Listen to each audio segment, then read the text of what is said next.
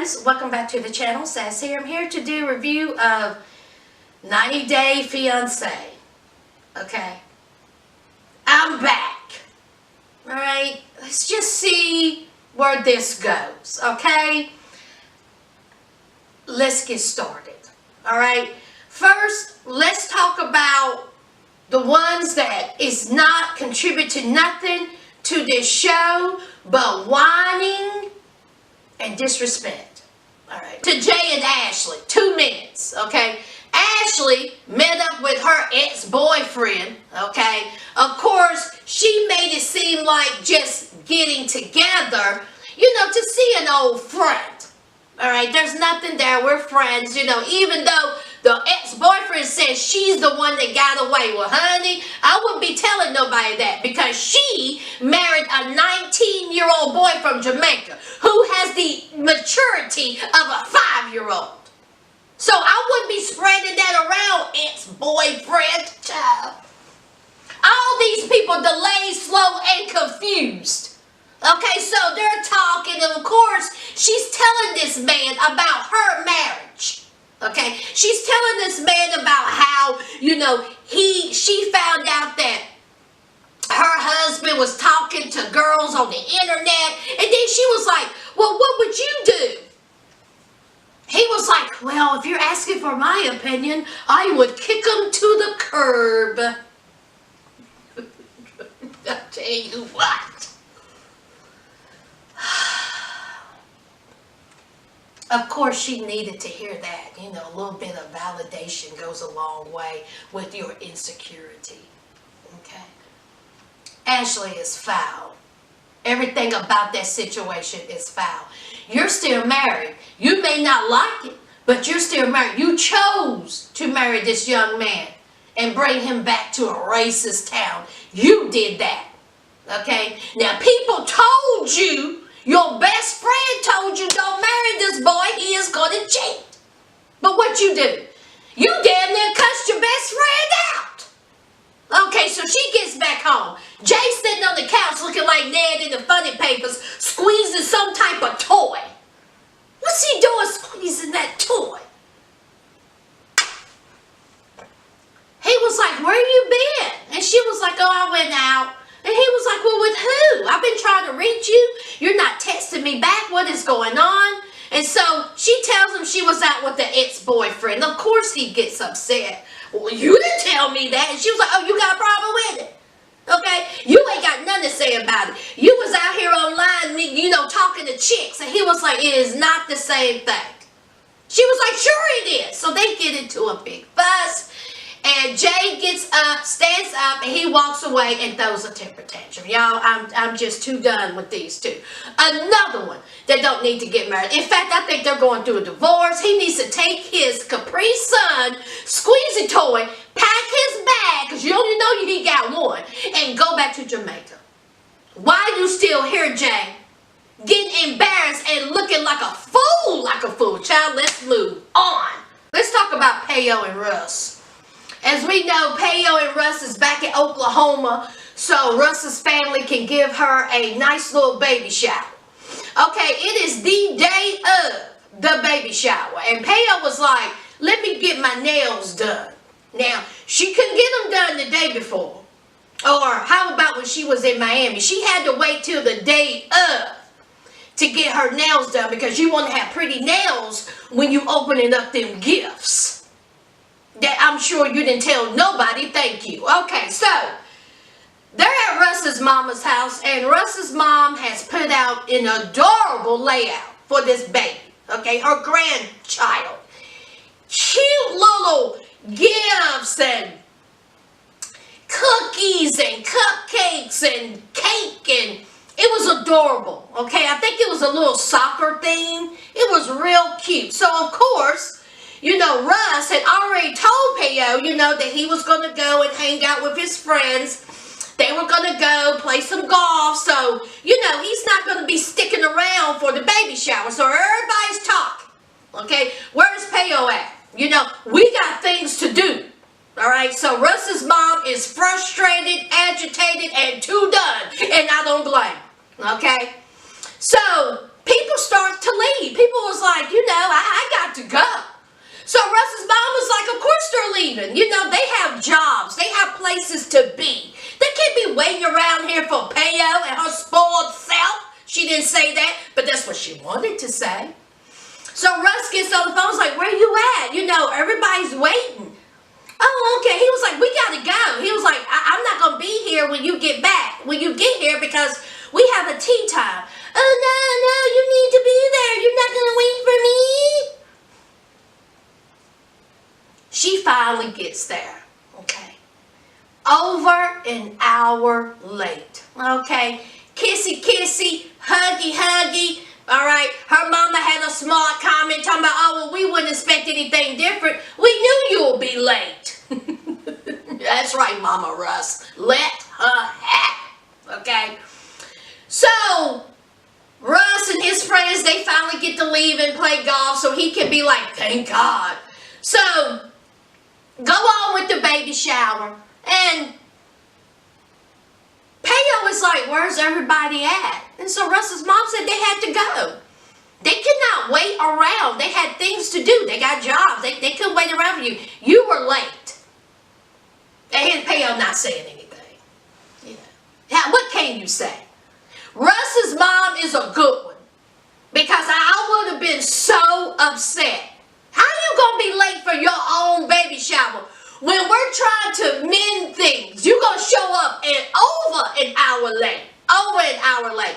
And of course, Peo, she has to make it about her. It wasn't about that she was late. It was about, they never really liked me. They never really accepted me. They don't care for me. Okay. Peo did that on purpose, y'all. Okay? She did that on purpose. There was no reason for you to get your nails done at all. And if you had to get your nails done, you had plenty of time to do it before the day of the baby shower. So, of course, she's back at the hotel, sulking. Russ comes in. She was like, oh, how was it? You have fun? So he leans in, kisses her. She was like, I smell alcohol.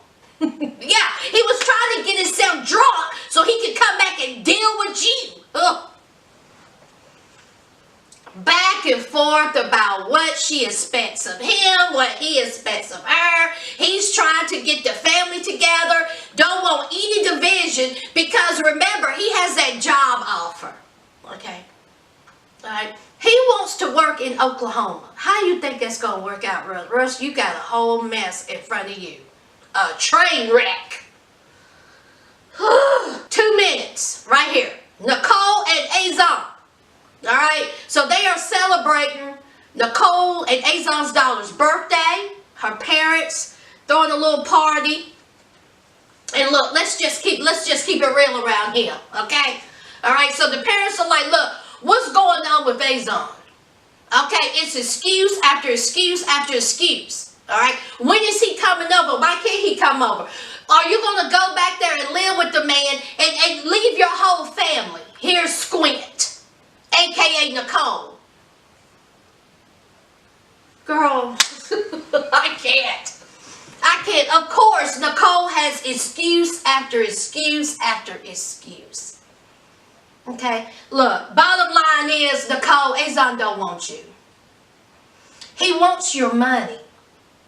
I don't understand how are you that insecure, Nicole Squint, that you don't see that this man don't want you? Child, these lights don't make me sweat. Do you understand what I'm saying, honey? Nicole, now I know you got a child with this man. But Azon don't care nothing about you. Nothing. Okay? If he did, he would fight tooth and nail to come over here. I can't. She's at the grocery store. Okay? Why is it every time when she's talking to Azon, she always has that weird look on her face, like a smile or something, like a nervous look. Child, this whole thing is a mess. I am not talking about Azon, Squint, Nicole unless something major happens. I can't.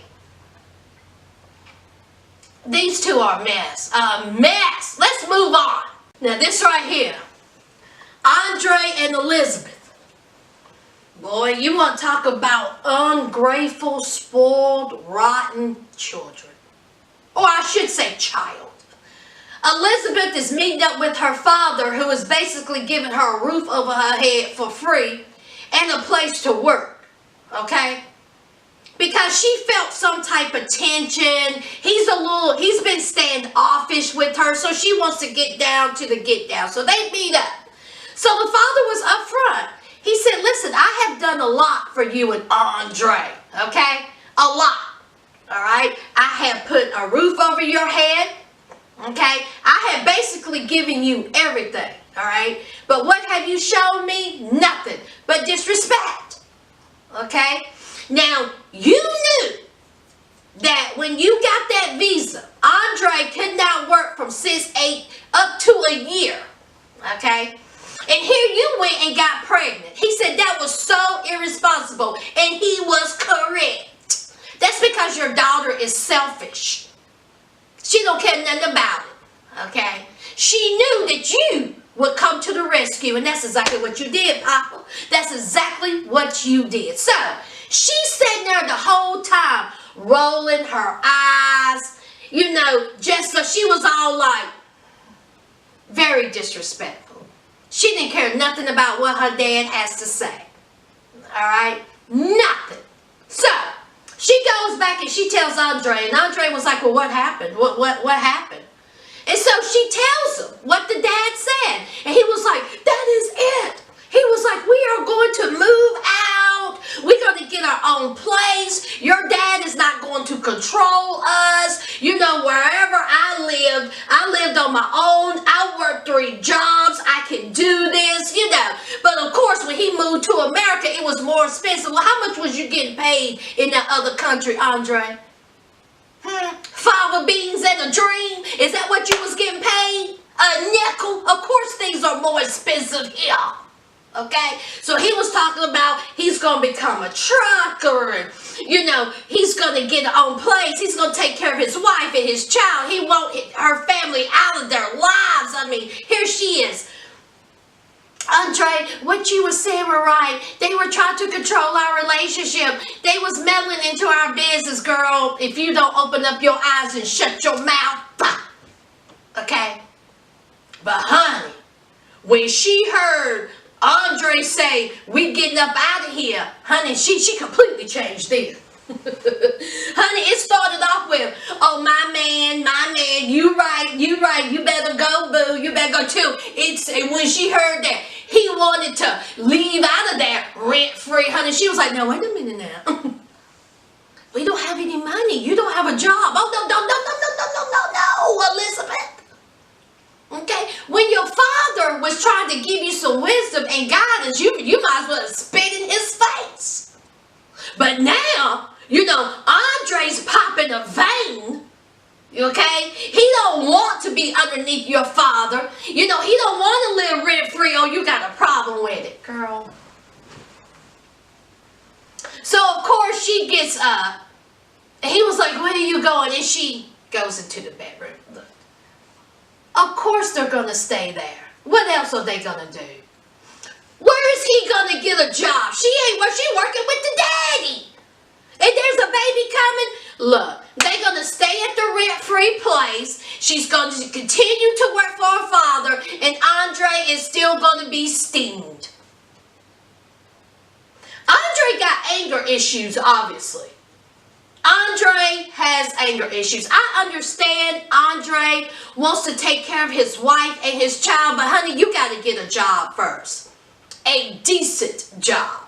And then you can move out and take care of your family, okay? But honey, you out here beating your chest, talk about her family's meddling, oh well. Deal with it. Move on.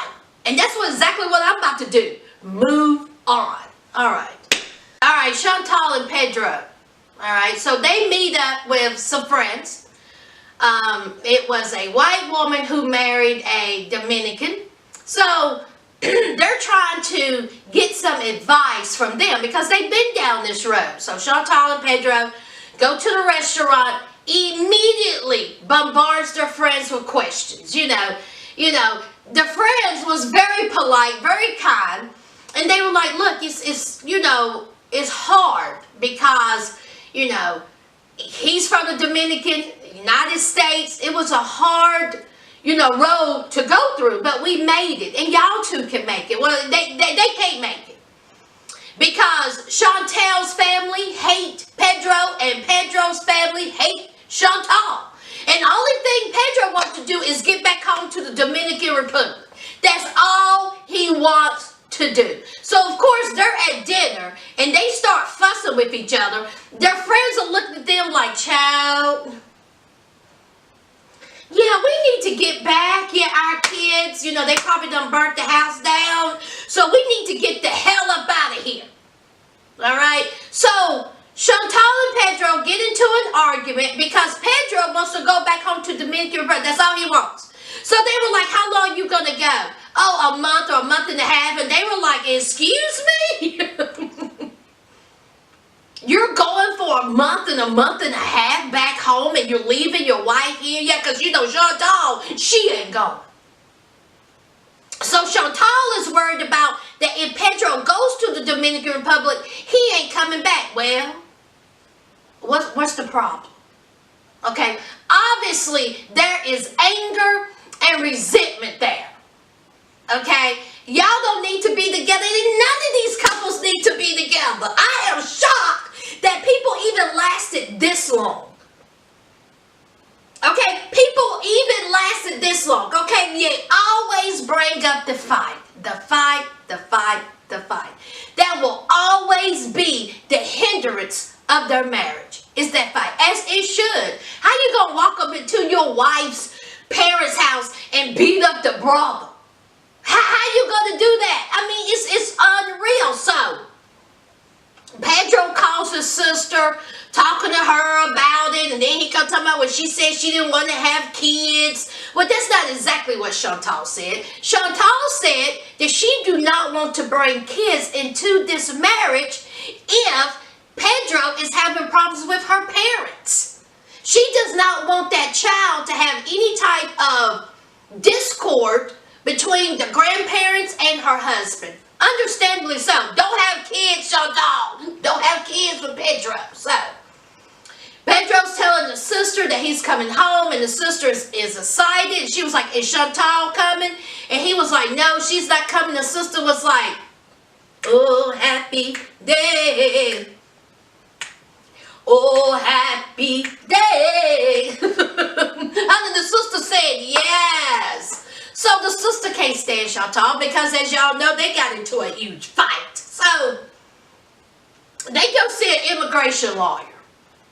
Okay. The only thing Pedro is worried about is green card, green card, green card. If I go back to Dominican Republic, you know, can I still have my green card here in the United States? I mean, that's all he worried about. And so Chantal was like, why do you keep asking about this green card? And what would you tell me about this business? Because, see, Pedro wants to open up a business in the Dominican Republic. He's not telling Chantal, his wife, what the business is, what the business plan. He's just determined to open up this business. Well, the immigration law was like, sure, you can open up a business. So Chantal was like, let me tell you something. Let me ask you something. If I get divorced, if we get divorced, will I still be obligated to take care of him 10 years, for 10 years? So the immigration lawyer was like, you sure do. She was like, absolutely not. She said, I'm not going to take care of you for 10 years and we're divorced? Absolutely not. So, honey, Pedro's facial expression changes. Just like that.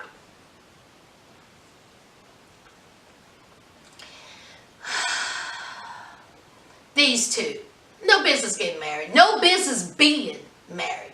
Go back to Dominican Republic. Open up your business. Chantal, get a divorce. Leave this man. I'm sorry. I'm not one for to bust up a happy home. But what is, it is. Okay? Let's move on. Larissa and Colt. It was Larissa's court date. Alright? She had on a cute little dress. Y'all think that dress is cute? I thought it was cute. Of course, Mom and Dad had to haul her down to the courthouse because Colt, you know, he had to go to work. Him and his 2 sizes too small shirt. Okay.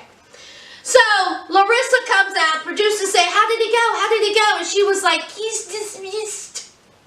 Y'all hear how she said? The charges have been dropped. I would just like to think that United States judicial system. I would just like to thank my lawyer. I had the best lawyer. I just want to say thank you, Miss Debbie, for taking me down here. We have me came closer.